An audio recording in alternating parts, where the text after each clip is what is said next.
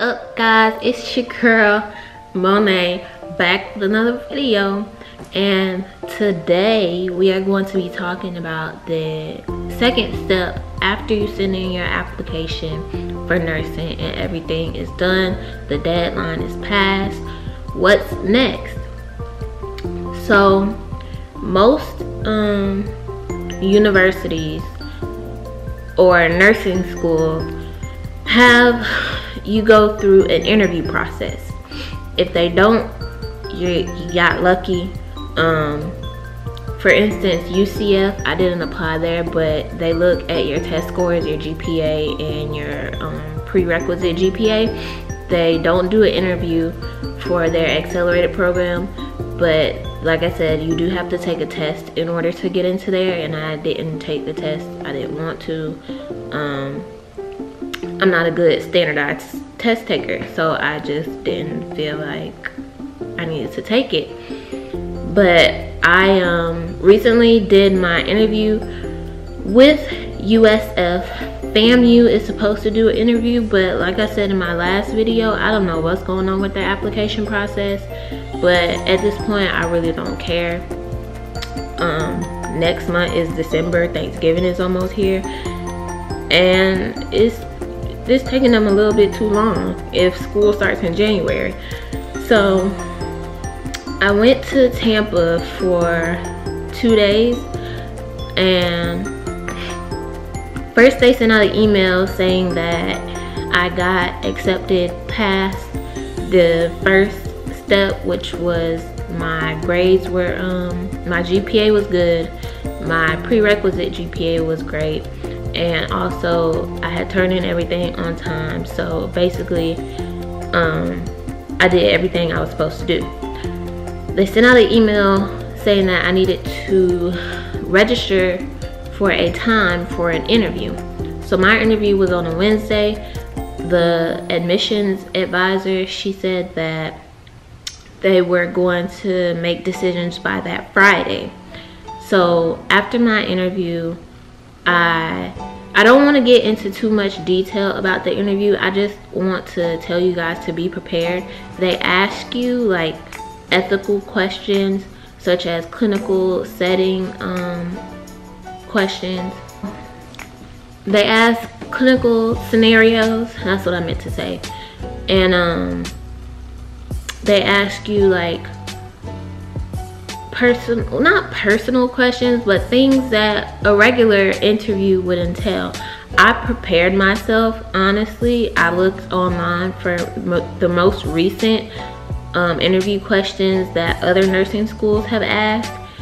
So like I said, do your research and be prepared, because I feel like being prepared helped me a lot in my interview.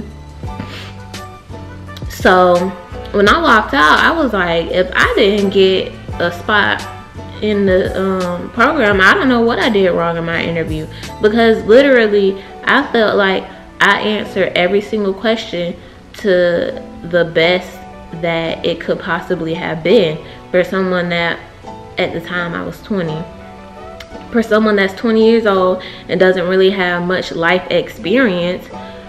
I think I really answered them to the fullest. I only have had 3 summers of experience in the hospital, so I feel like that kind of helped me a lot, because I also mentioned that in my interview.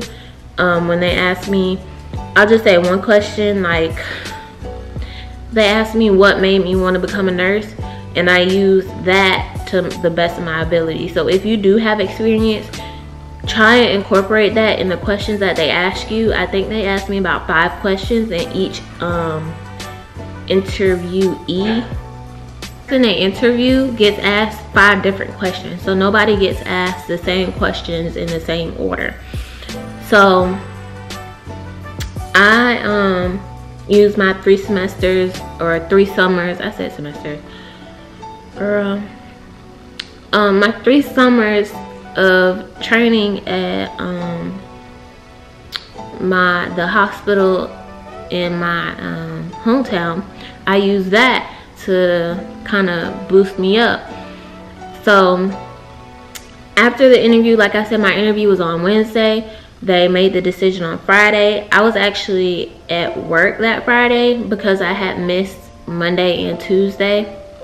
So I worked all day on Friday, and I was like constantly checking my email and all this other stuff. And my mom, she came to my job and she helps me with work and stuff. So once I saw the email, they first, because they have a system that they use to contact you through, it's like a discussion board. So then through the discussion board, they email you. And the first email I saw, it said application pending.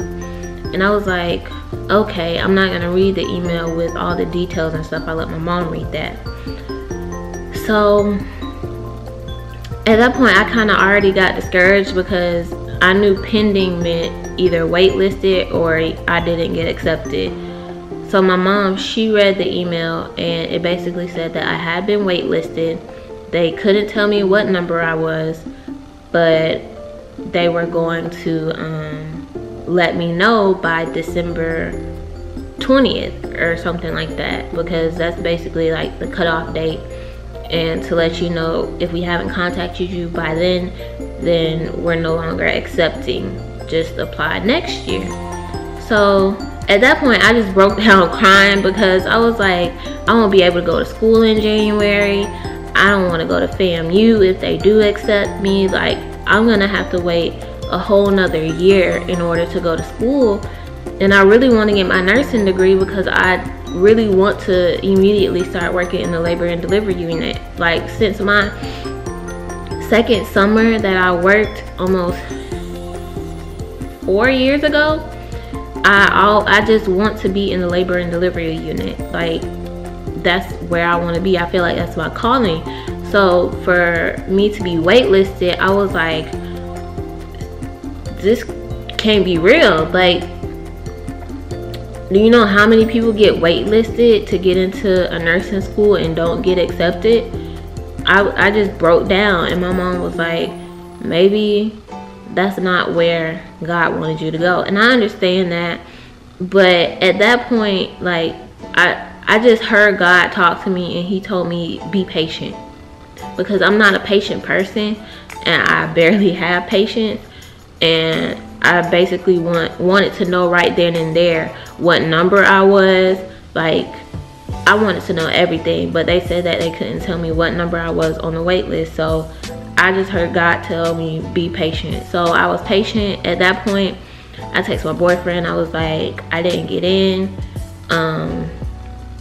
because he's in Korea. I had set up plans for him to come to Tampa, all of this stuff. Like, I had already planned everything.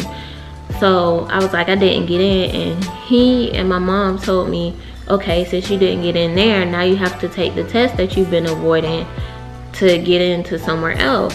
So I'm just like, okay. So my mom brought me a prep book and all this other stuff, and I'm just studying. So that's pretty much step 2 for after the application process, going through the interview. If you guys have any specific questions, either leave them in the comments below. Make sure you subscribe. I will definitely be back making college videos now that like I said in my last video, the application process is over. I'll be making more videos, and I will be back on my YouTube more for you guys. I know you guys have been asking me and missing my college videos, but stay tuned. I will see you guys in the next video. Bye.